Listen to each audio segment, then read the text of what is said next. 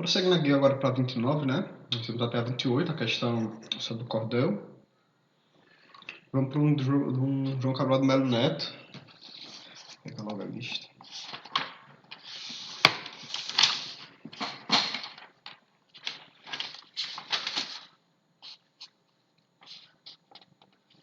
Pronto. Então nós vamos começar da 29. Tentar gravar esse vídeo para ele ter em média 1 hora. Então eu acho que, pelo tempo que eu estou levando para resolver as questões, a gente vai até a 40. E aí no vídeo seguinte a gente finaliza esse arquivo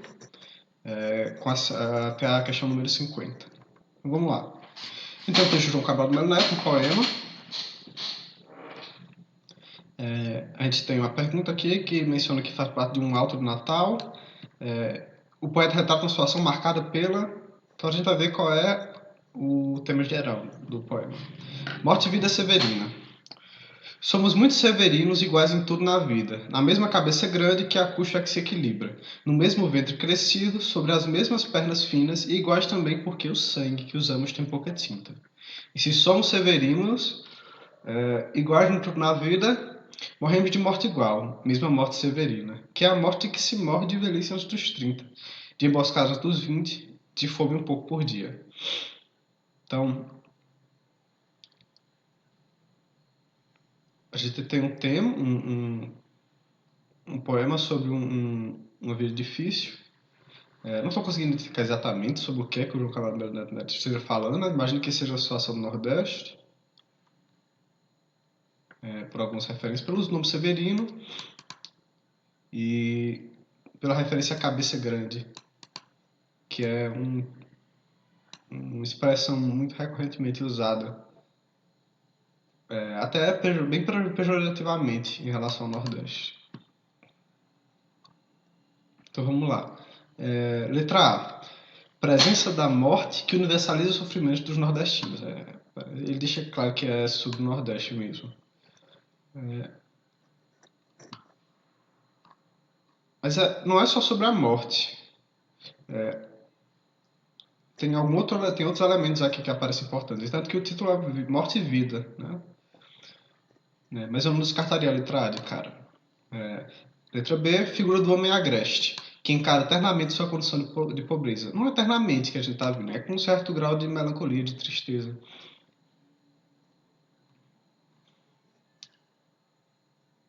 Letra C, descrição sentimentalista de Severino, que divaga sobre questões essenciais. Não. A ideia do Severino aqui não é a ideia de um indivíduo, é a ideia de um coletivo, né? De um coletivo que é nomeado com o mesmo vocábulo. Letra D, miséria, a qual muitos nordestinos estão expostos, simbolizada na figura de Severino. Me parece que a letra D é a mais correta, por ser mais geral, compreender melhor a totalidade do texto. Letra E, opressão socioeconômica a que todo ser humano se encontra submetido. A ideia não é que todo ser humano se encontra submetido, mas que é um tipo específico que é simbolizado pelo uso do nome Severino. Então eu ficaria nessa questão entre a letra D e a letra A. Mas eu acho que outro elemento aqui que serve para desqualificar a letra A e dá preferência à letra D, que a gente já viu que está bem fechadinha, bem certinha, sem ambiguidades, é que na letra a ideia de que a morte é o que universaliza o sentimento dos nordestinos, eu não acho o aspecto central, já que a morte ela não é o aspecto central da imagem do Nordeste. Pelo menos não completamente. A ideia da miséria, por outro lado, sim. É uma ideia que compreende melhor a situação marcada na vida do nordestino. Então, vou marcar a letra D na 29. Vamos para 30 agora. Tem dois textos. São dois trechos de José de Anchieta, é isso?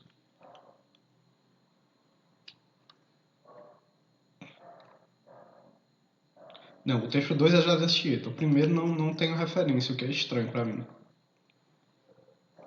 Vamos ver qual é a pergunta.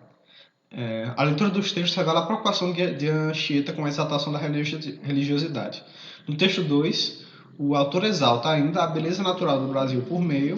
Então vamos procurar qual é a marcação da exaltação natural do Brasil. E vamos ver o que é que o primeiro diz também. Aqui no caso a gente tem um texto de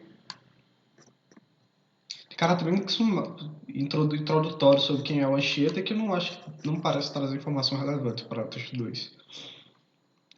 Já Anchieta fazia parte da Companhia de Jesus, ele é um jesuíta, né?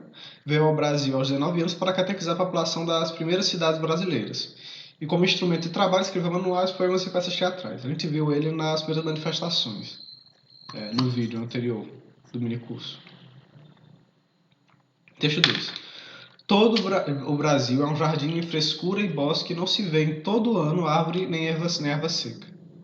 Os arvoredos se vão às nuvens de admirável altura e grossura e variedade de espécies. Muitos dão bons frutos, e o que lhes dá graça é que há neles muitos passarinhos de grande formosura, e variedade em seu canto não dão vantagem aos roxinóis, pintacilgos, colorinos e canários de Portugal. E fazem uma harmonia quando um homem vai por este caminho, que é para louvar o Senhor. E os bosques são tão frescos e lindos que os lindos e artificiais de Portugal ficam muito abaixo.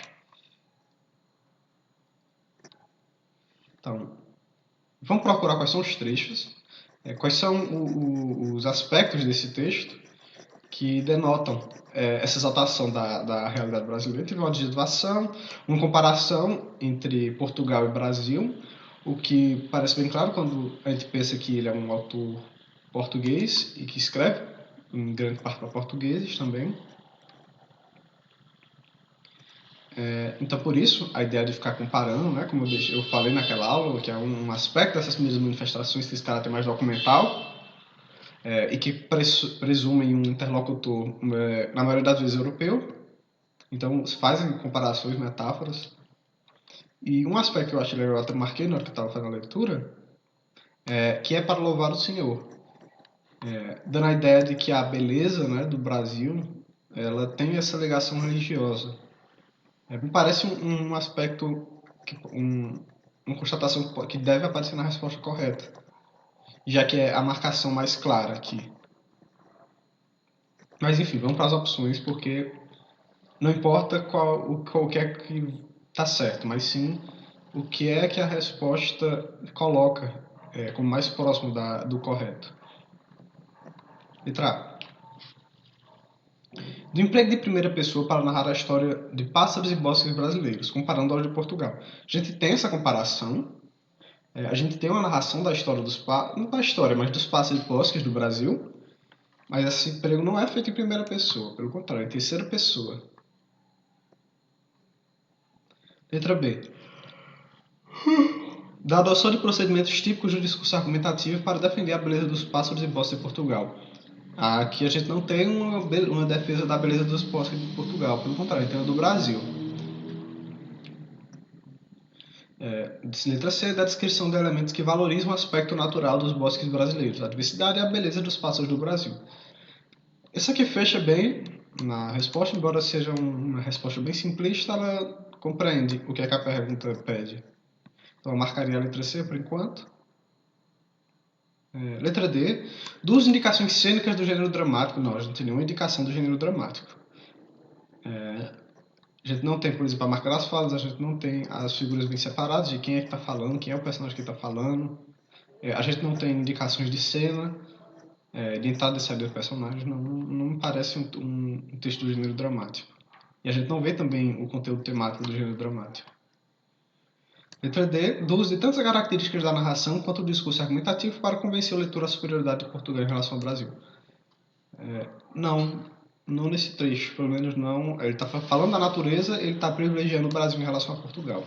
Então, por eliminação, e por ser a resposta mais simples e correta, a gente marca a letra C na 30. Vamos para a 31, né? Graciliano Ramos. A gente tem um trecho aqui do Graciliano Ramos. A gente vai tentar identificar qual é o ponto de vista que o Graciliano Ramos defende. Vamos lá. Linhas tortas. Há uma literatura antipática e insincera que só usa expressões corretas. Só se preocupa de coisas agradáveis, não se molha em dias de inverno, e por isso ignora que há pessoas que não podem comprar capas de borracha. Que a gente tem uma contraposição entre essa escrita erudita, né, que quer falar da beleza, e que ignora a pobreza, que ignora a desigualdade e o feio da vida. Quando a chuva aparece, essa literatura fica em casa, bem aquecida com as portas fechadas. Acha que tudo está direito, que o Brasil é um mundo e que somos felizes. Ora, não é verdade que tudo vá tão bem. Nos algodoais e nos canaviais do Nordeste, nas plantações de cacau e de café, nas cidadezinhas decadentes do interior, nas fábricas, nas casas de cômodos, nos prostíbulos, há milhões de criaturas que andam aperreadas.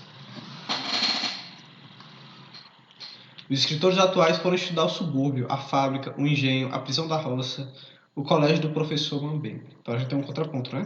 Que existe essa literatura classista, de elitista, talvez, e que ignora a desigualdade, os problemas. E a gente tem os escritores atuais que vão estudar esse caráter, né? Essa sociedade desse jeito. Esse lado suburbial, né? Periférico. Para isso, designaram-se a abandonar o asfalto e o café. Tiveram a coragem de falar errado como toda a gente, sem dicionário, sem gramática, sem manual de retórica.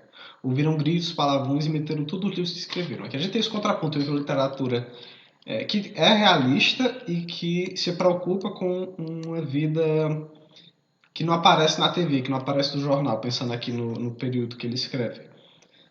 Numa literatura que olha para a periferia e enxerga nela tanto conteúdo, tanto no como ela age, como ela pensa, como ela fala, quanto no que ela vive, nos problemas dela. Então, que inclui essa parte da sociedade que, para uma literatura como a gente viu, por exemplo, essa literatura romântica de início e mesmo a barroca e arcádica, fica de fora. Então, vamos lá. Letra A.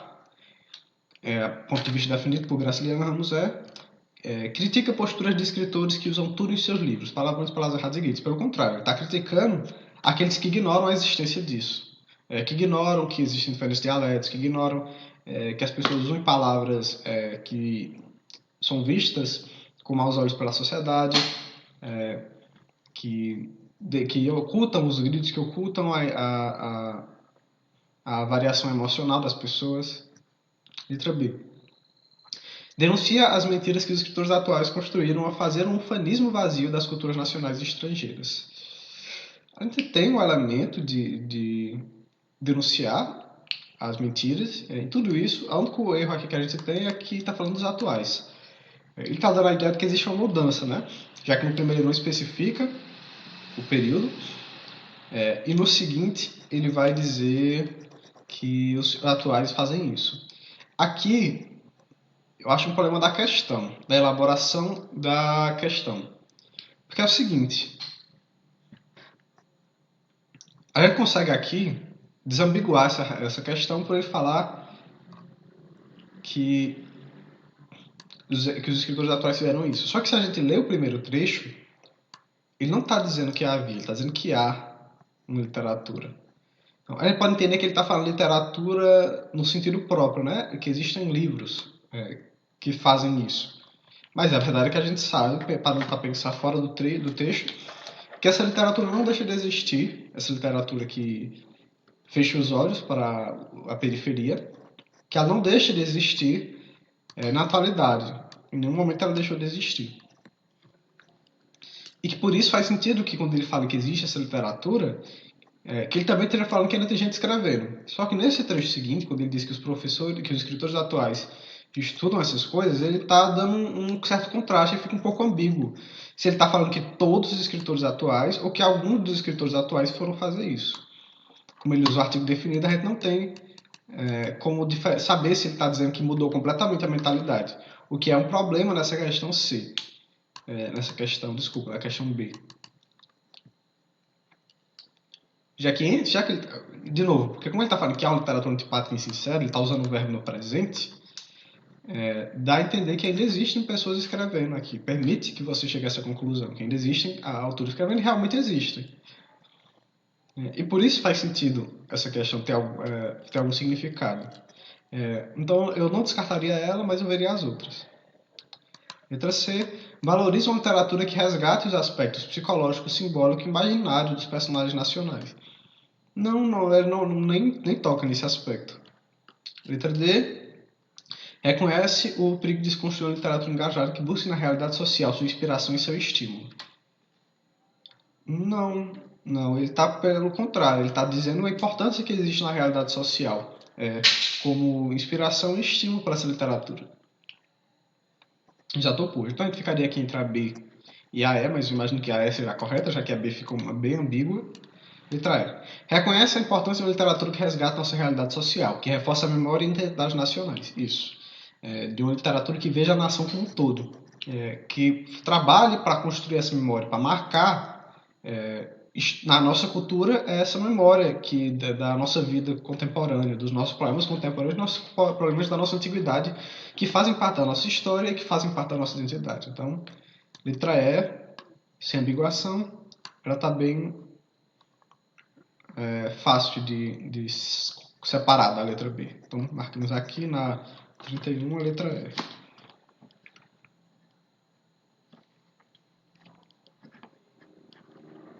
Agora para 32, né? 32 poemas, do Mário Quintana. Conferir o tempo que nós estamos. Então, tornando aqui, deu uma pequena pausa. Mário Quintana, texto da sua antologia poética, um poema da sua antologia poética. A pergunta é: o poema sugere que o leitor é parte fundamental no processo de construção de sentido da poesia. Sim, ele é. O verso que melhor expressa essa ideia é... Então aqui a gente tem um trecho que talvez eu nem precise ler a questão. Vamos ver se é o caso. Os poemas são pássaros que chegam.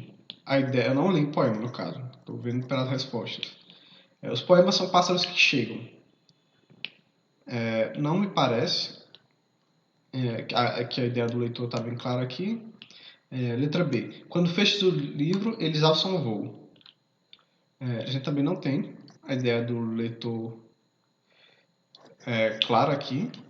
Aí tem a ideia de uma conclusão do livro, na complexão dele, quando você termina de ler ele completo. Mas eu não descartaria essa é possível. Já que tem uma denotação do processo de leitura, da finalização do processo de leitura. Letra C. Eles não têm pouso. Não, de novo, não tem nada. Letra D. E olha, então, essas tuas mãos vazias. Não, de novo, não vejo na referência ao leitor. E letra E. Que o alimento dele já estava em ti.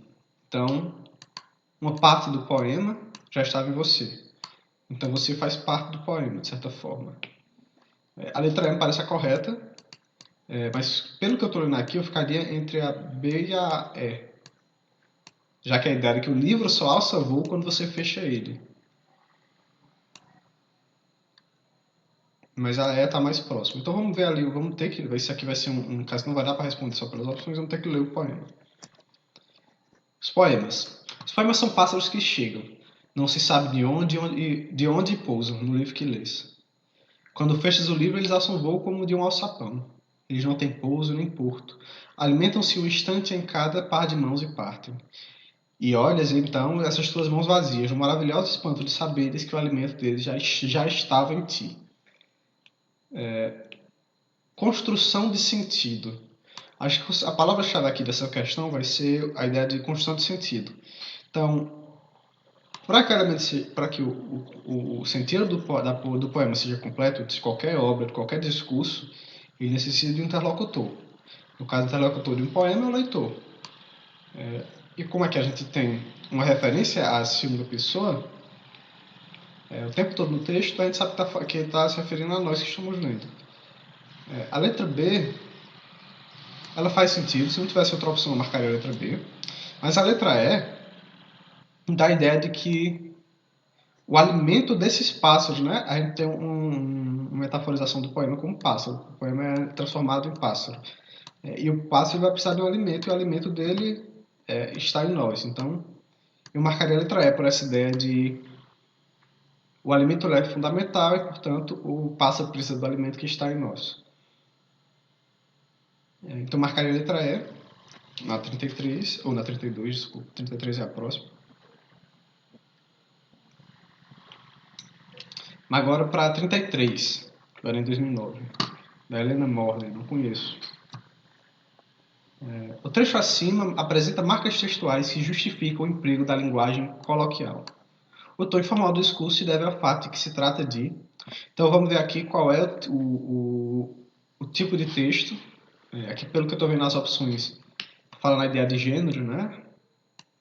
Alguns gêneros, no caso carta pessoal, e narrativa regionalista, também diário. Então essa ideia de qual é o tipo textual ao qual esse texto se insere, que a gente pode usar como marca. Então, a primeira coisa que eu vejo aqui, olhando pelos gêneros, que eu bati aqui o olho para agilizar a nossa leitura, a gente tem uma data, a gente tem o dia, a gente tem um ano. Então, se a gente tem essa marcação, não é uma narrativa regionalista, provavelmente, e não é uma narrativa oral.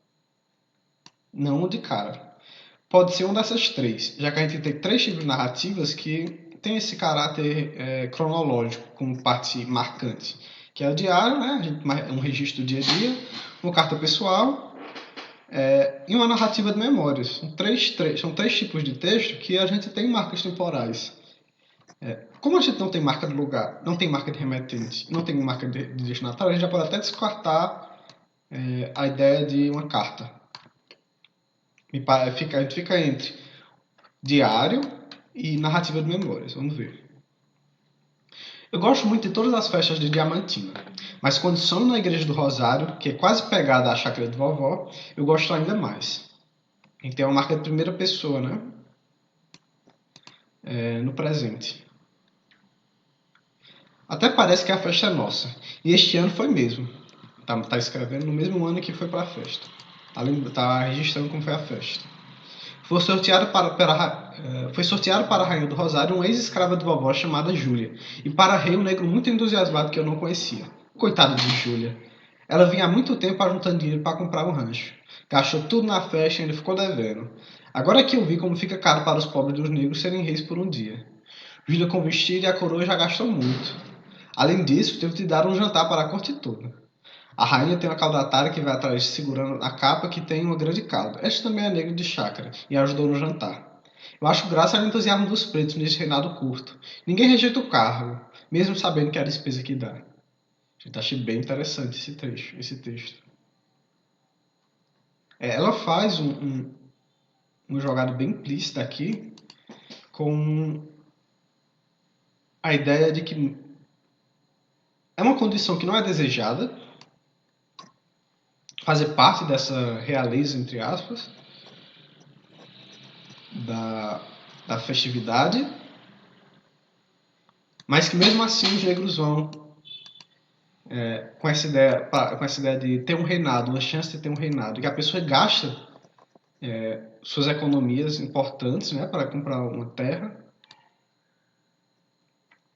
mesmo por esse momento efêmero, né, por essa chance de ocupar essa posição.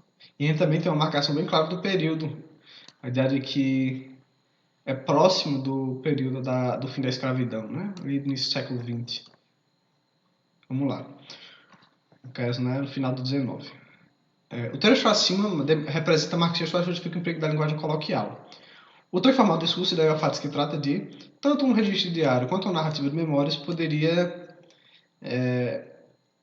denotar esse traço. Mas vamos ver pelo resto das descrições o que é que diferencia isso. Então, vou começar pela C, né? Conforme indicam a data, o emprego da primeira pessoa, a expressão de reflexões pessoais e a ausência de uma intenção literária explícita na escrita. Isso. Se começasse o texto falando dessa questão aqui, dessa relação que os pretos, né, esses ex-escravos, ou dessas primeiras gerações do fim da escravidão, como é que eles lidam com essa festividade, se fosse tipo uma análise mesmo, o que não é, como eu falei, fica implícito, fica com um tom despretensioso, eu diria que essa C não está correta, mas como não é o caso, A gente tem sim essa ausência de uma intenção literária, com esse sentido de criar um objeto estético, eu não marcaria essa opção, mas não é o caso. Aqui a gente tem sim uma ausência de uma intenção literária que marca o diário. Já se fosse uma narrativa de memória, na qual a grande distância temporal entre o momento da escrita e o fato narrado impõe um tom informal, pois o autor tem dificuldade de se lembrar com exatidão dos acontecimentos narrados. Não, não é isso. A gente não tem essa grande distância temporal. Essa distância não impõe o tom informal. Não é algo que é uma exigência do gênero. Então, letra C. Essa é tranquila também. 33, letra C.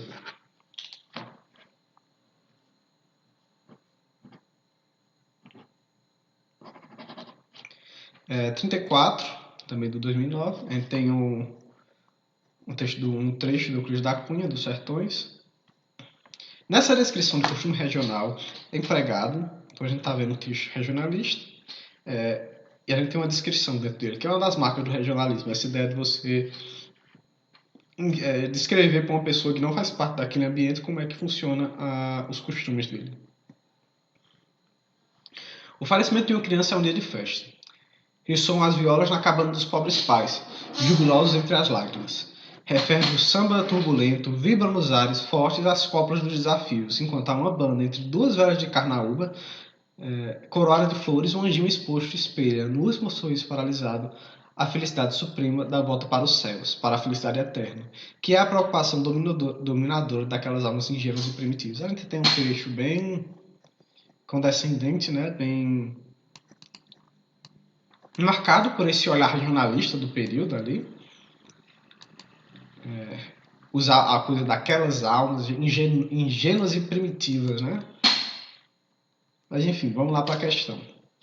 Nessa descrição de costume regional empregada, vamos ver qual é a marca que a gente tem aqui no Sertões, nesse trecho dos Sertões, que marca bem direitinho. Então a gente tem uma variante linguística que retrata a fala típica do povo sertanejo, não. A gente não tem. A gente tem o uso, pelo contrário, de uma linguagem bem erudita, bem fechada. Preocupação dominadora, a gente usa de almas para falar das pessoas, né? A gente usa falecimento, não a morte. Ressoam as violas na cabana dos pobres pais, jubilosos entre as lágrimas, referve o samba turbulento, vibram nos ares fortes as coplas dos desafios. A gente tem uma linguagem bem poética até, que não usa do dialeto sertanejo. Letra B, a linguagem científica, por meio do qual o autor denuncia a realidade brasileira. Isso aqui não é uma denúncia, isso aqui é uma descrição simples até. A gente não está longe de ter aqui um tom crítico dessa relação, dessa situação. Letra C é a modalidade coloquial da linguagem, ressaltando expressões que traduzem o falar de tipos humanos marginalizados. Não, a gente vê até certa fuga ao uso dessas expressões. Letra D é linguagem literária, numa modalidade padrão da língua, por meio da qual é mostrado o Brasil não oficial dos caboclos e do sertão. Letra D, bem fechado, como falei, linguagem poética, linguagem literária. Letra E, variedade linguística típica da fala doméstica, por meio de palavras e expressões que recriam com realismo a atmosfera familiar. Não, a gente tem uma linguagem literária bem padrão, bem controlada, bem equilibrada. Então, letra D, 34.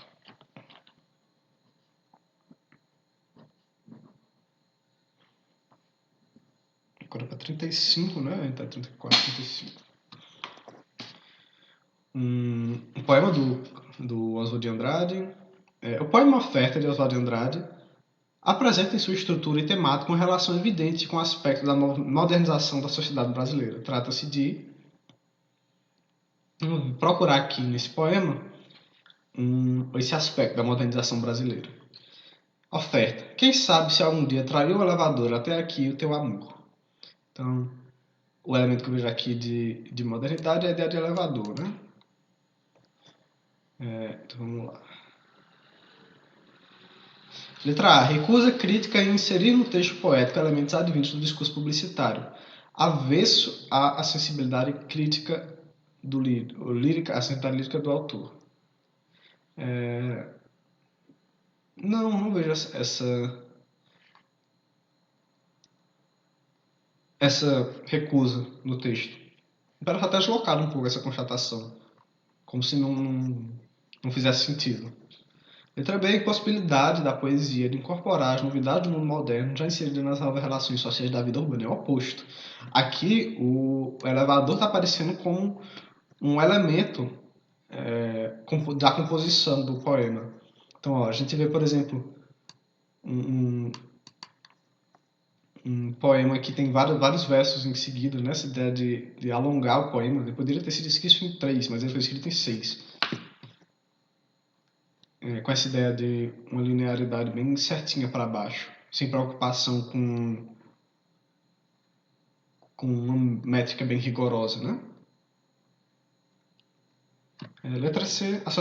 Associação crítica entre as invenções da modernidade e a criação poética modernista, entre o lirismo amoroso e a automatização das ações. Sim, a ideia de automatização fica legal porque a gente tem o elevador que traz. Então, quem está realizando essa ação não é o eu lírico, é um objeto externo. Então, a C me parece bem concreta, uma resposta concreta. Letra D. Ausência do lirismo amoroso no poema, impossibilidade de estabelecer relações amorosas na sociedade regida pelo consumo de mercadorias. O oposto, a gente vê essa nova sociedade sendo inserida como elemento compositor de conteúdo do poema. Letra E. Adesão do eu lírico ao mundo mecanizado da modernidade, justificada pela certeza que as sociedades tecnológicas favoreceram o contato humano. Não, ele não está dizendo que o elevador traz, ele está dizendo quem sabe se algum dia. Né? Vai ter esse desejo amoroso, esse desejo do amor, que não tem no momento, essa coisa bem romântica mesmo, de desejar a amada. E a gente tem o uso de um elemento da modernidade, da revolução tecnológica, né, do elevador, para a construção do sentido do poema. Então, 35 letra C. Próximo poema do João da Cruz de Souza, Sorriso Interior, um soneto, né? Sorriso Interior. Pergunta é: o poema representa a estética do simbolismo, nascida como uma reação ao parnasianismo por volta de 1885. O simbolismo tem como característica, entre outras, a visão do poeta inspirado e capaz de mostrar à humanidade, pela poesia, o que esta não percebe. O trecho do poema de Cruz de Souza que melhor exemplifica o fazer poético de acordo com as características simbolistas é... Então, o que está evidenciado aqui como característica do simbolismo é a capacidade de mostrar à humanidade o que ela não percebe.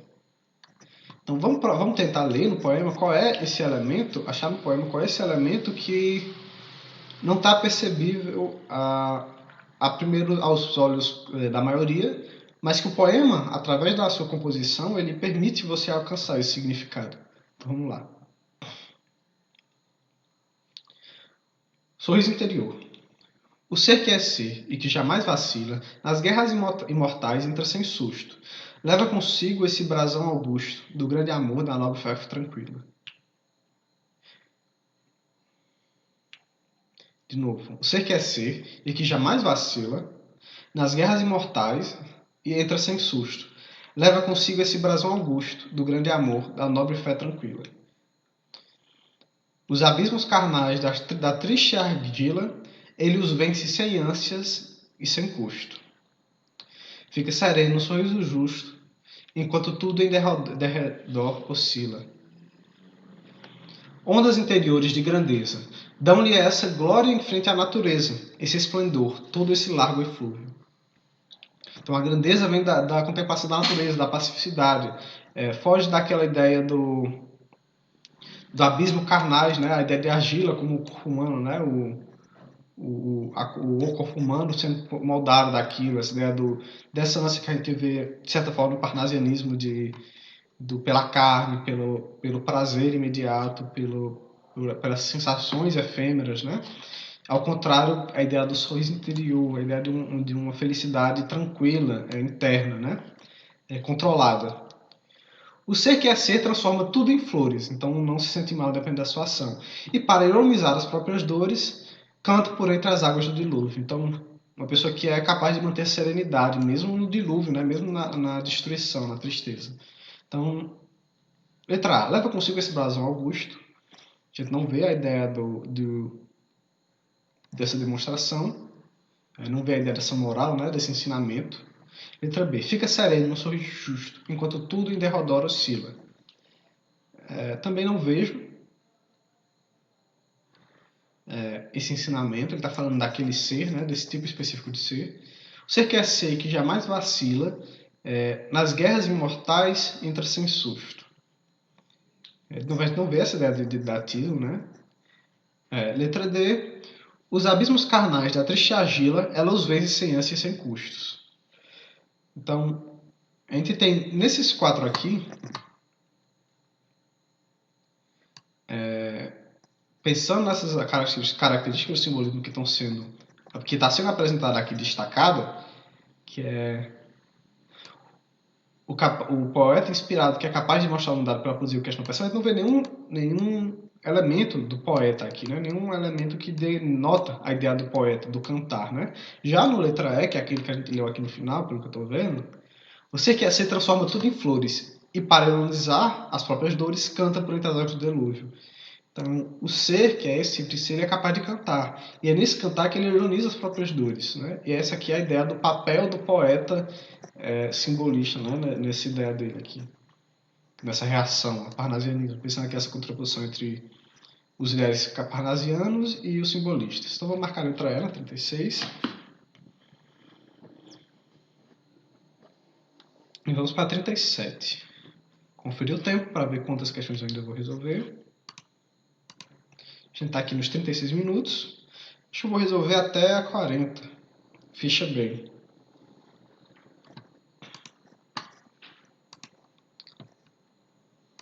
Então, aí tem do Joaquim Ferreira dos Santos, uma crônica, né? E a pergunta é: em as 100 melhores crônicas brasileiras, Joaquim Ferreira dos Santos argumenta contra a ideia de que a crônica é um gênero menor.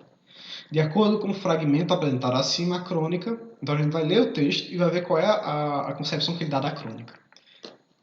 Desencaixotando Machado, a crônica está no detalhe, no mínimo, no escondido, naquilo que aos olhos comuns pode não significar nada, mas mais uma palavra daqui, uma reminiscência clássica dali, e coloca-se de pé uma obra delicada de observação absolutamente pessoal. O borogodó está no que o cronista escolhe como tema. Nada de engomar o verbo. É um rabo de arraia na pompa literária, um falar à fresca, como o bruxo de Cosme Velho pedia. Muitas vezes uma crônica brilha, gloriosa, mesmo que o autor esteja declarando, como é comum, a falta de qualquer assunto. Não vale o que está escrito, mas como está escrito. Então a crônica tem esse aspecto de ele é um olhar especializado, ele é um olhar pessoalizado de um aspecto do cotidiano, de um evento do cotidiano. Ele não é só a descrição de um acontecimento do cotidiano, mas ele é um olhar que vê naquele acontecimento cotidiano, naquele acontecimento do dia a dia, algo que não se vê e que ela, pela forma como ela escreve, como esse olhar escreve, a gente chega a uma conclusão nova sobre aquilo que nós vivenciamos no dia a dia. Vamos ver qual é a questão, qual a letra que marca isso, né? Letra A é um gênero importante, mas inferior ao romance e ao drama. É que a gente não tem uma discussão de valor, né? A gente não tem uma comparação a outros gêneros. Letra B apresenta características semelhantes a construções literárias de vanguarda. Não. Se a gente fosse falar de alguma reminiscência, apareceria a clássica, já que ele faz essa menção. E pensando em vanguarda, a gente está falando numa tradição mais antiga. Se a gente vai pensar num escritor que escreve depois de Machado. Esse pensamento clássico ele é anterior, é ali da metade para antes, no século XVIII e XVII, até o XVI e XV, não é isso? No classicismo, neoclassicismo. Então, não, a gente não tem nenhuma referência à vanguarda aqui. Letra C impõe-se como literatura, apresentando características estéticas específicas. Sim, é uma explicação bem genérica, mas sim, ela compreende qual é a natureza da explicação. Deixar claro que existe um como escrever, que não é só um conteúdo, mas que é forma, e forma é poesia. Letra D, tem sua organização influenciada pelo tempo e pela sociedade que está inserida. Isso aqui é um elemento que a gente considera verdadeiro, mas que não está implícito no fragmento. A organização é influenciada aqui por essa ideia da observação pessoal e do como está escrito. E a letra E é o texto preferido pelo homem do povo, que aprecia suas leituras simples e temas corriqueiros. Não, a leitura não é simples. A leitura da crônica, apesar dela não ser não ter usado uma escrita complexa, barroca, ela ainda assim ela tem esse grau de profundidade nessa ideia de um olhar delicado, de um assunto tratado com uma certa finesse. Então eu marcaria a letra C nessa. Ela é bem genérica, mas ela compreende a resposta. Quando eu falo que uma alternativa é bem genérica, é porque quando a gente pensa na construção de um texto, de interpretação textual, o que se espera é que entre aquelas várias informações você seja capaz de captar um aspecto específico que às vezes não está tão claro, mas que é fundamental para você entender o todo daquilo. Uma letra de uma questão que impõe uma resposta como essa não está errada de forma alguma, está mais certo até do que algumas das questões que eu tenho visto aqui em cima, como essa aqui, que fica meio ambígua. E há aquela anterior, em que... Cadê? E a... Essa aqui, eu acho. Que, como eu falei, tem esse problema do tempo verbal, dos dois trechos. Talvez que fosse solucionado por esse trecho que foi ocultado aqui, né? A gente não pode colocar na culpa do Graciliano Ramos, porque não foi ele que elaborou a questão e porque a gente não tem esse trecho aqui que completa esse que parece um ensaio aqui. Então, quando você tem um caso como esses, aqui, que a gente está vendo na 39, no 39? 37. O que se esperava, por exemplo, que ela deixasse claro um desses dois aspectos que eu falei, essa da observação pessoal ou do como está escrito, que são dois aspectos mais específicos e mais centrais para a definição que ele está fazendo da crônica. Como faz uma coisa meio genérica, diz assim, ela é literatura porque ela tem característica específica. É algo mais genérico, é algo mais superficial, mas que compreende a resposta. Que não era o que eu esperaria na questão do Enem, mas já foi. Vamos para 38 agora. A gente tem um texto de um Bonassi que eu não conheço. Um conto, né, pelo que eu estou vendo. A narrativa enxuta e dinâmica de Fernando Bonassi configura um painel evolutivo da história da humanidade. Nele, a projeção do olhar contemporâneo manifesta uma percepção que... Então, a gente vai procurar painel evolutivo da história da humanidade e procurar o que é que o olhar contemporâneo consegue ver nisso, né? Primeiro surgiu o homem nu de cabeça baixa. Deus veio num raio. Então apareceram os bichos que comiam os homens. E se fez o fogo, as especiarias, a roupa, a espada e o dever. Em seguida se criou a filosofia, que explicava como não fazer o que não devia ser feito. Então surgiram os números racionais e a história, organizando os eventos sem sentido. A fome desde sempre das coisas e das pessoas. Foram inventados o calmante, o estimulante, e alguém apagou a luz. E cada um se vira como pode, arrancando as cascas das feridas que alcança. Esse é um texto bem entroncado para mim, apesar dele ter um significado claro, mas que não me veio uma resposta clara logo de cara. Vamos ver as opções. Letra A. Recorre à tradição bíblica como fonte de inspiração para a humanidade. Não, pelo contrário. A ideia de que Deus veio num raio é a ideia de que o homem passou a imaginar Deus no raio, começou a compreender o raio como Deus. Então a gente foge até da tradição bíblica. E que primeiro surge o homem e depois surge Deus, na ordem oposta da tradição bíblica. Letra B, desconstrói o discurso da filosofia a fim de questionar o conceito de dever. Não está desconstruindo o discurso filosófico. Pelo contrário, está exemplificando como é que ele é, explicando o que é que ele faz. Letra C, resgata a metodologia da história para denunciar as atitudes irracionais. Não, aqui a gente não tem a metodologia da história sendo utilizada. Há até uma certa racionalidade nos eventos que aparecem aqui. Uma certa sequência. Letra D, transita entre o humor e a ironia para celebrar o caos da vida cotidiana. Então, sim, a gente tem um elemento de humor, a gente tem um elemento de ironia, a gente tem a ideia de caos, né? Cada um se vira como pode. Alguém apagou a luz, né? A gente tem uma ordem que ela não é bem sequenciada, alguns elementos bem soltos. As fomes desde sempre, das coisas e das pessoas. Então a fome está deslocada aqui. Já que ela está desde sempre, ela poderia aparecer logo no início, mas ela aparece já para o final. E cada um se vira como pode, arrancando as cascas da ferida que alcança. Né? Então tem esse elemento de humor e ironia. Vamos ver se a letra E é mais próxima da resposta. Satiriza a matemática e a medicina para desmistificar o saber científico. A gente não tem nenhuma menção nem à ciência, nem à matemática, nem à medicina. Então essa letra E não entra na discussão.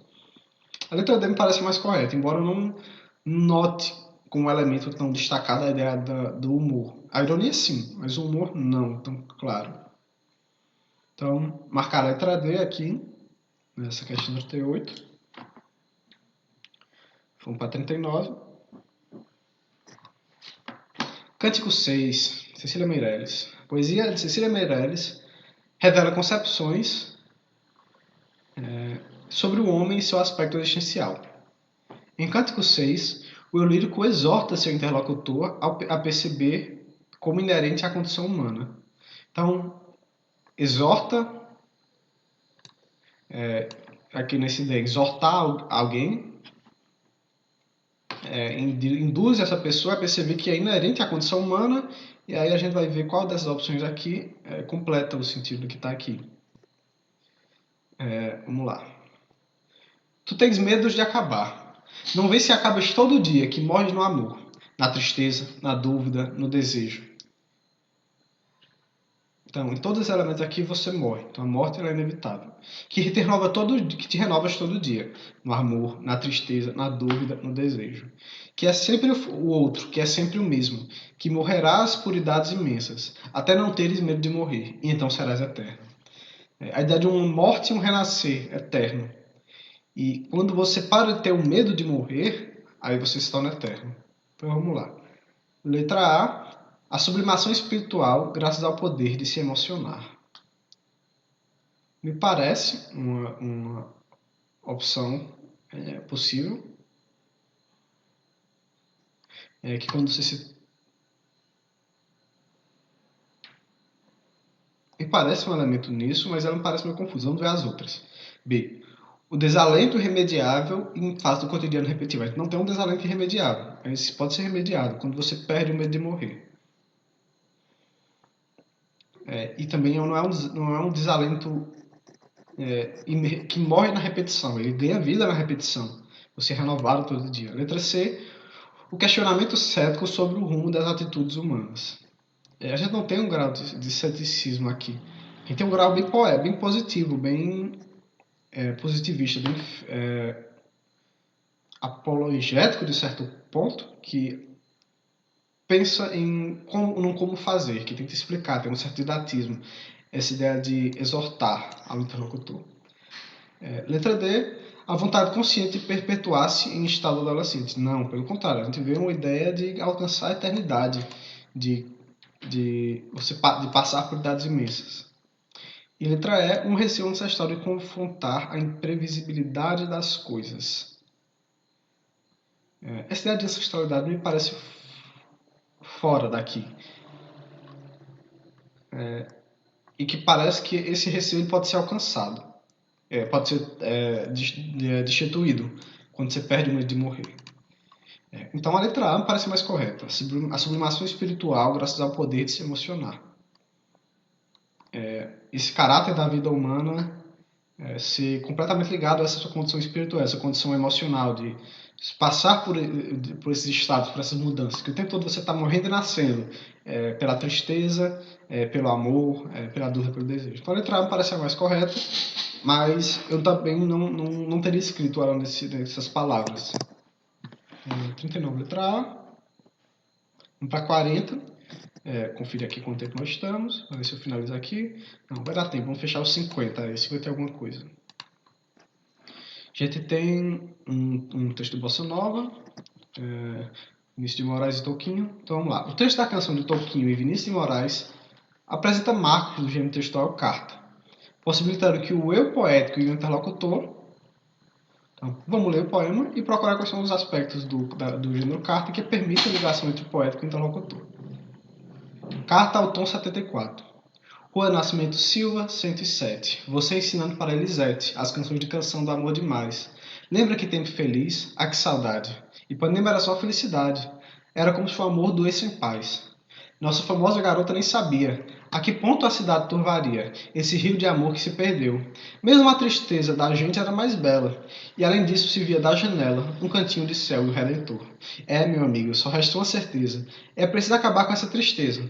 É preciso inventar de novo amor. Então, uma posição melancólica que pensa no passado, é que fala da necessidade de alcançar o amor novamente, que fala de um lugar, né? Então vamos lá. Letra A, compartilha uma visão realista sobre o amor em sintonia com o meio urbano. A gente não vê essa ideia de realismo nesse texto. É um texto bem romântico, de certa forma, bem poético. Que foge desses caracteres mais realistas de visão e pessoal, né?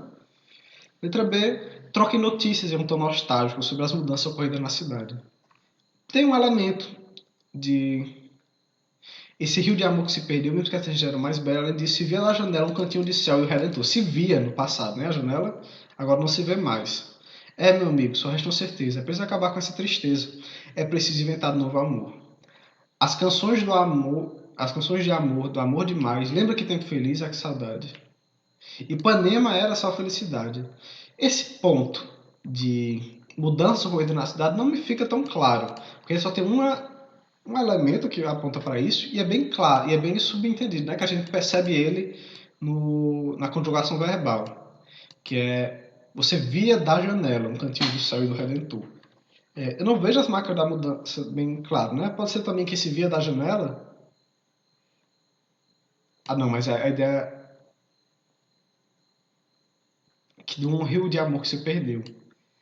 Mas não me deixa claro que é a mudança ocorrida na cidade. Parece uma mudança ocorrida na vida dos dois, né? Mas enfim, a B eu não descartaria. Letra C. Façam confidências, uma vez que não se encontram mais no Rio de Janeiro. Não é que não se encontram no Rio de Janeiro, é que é naquele Rio de Janeiro do passado, não é? Naquele tempo que eles viveram. E também não parece uma ideia de confidência. Não parece mais com a ideia de trocar notícias, né?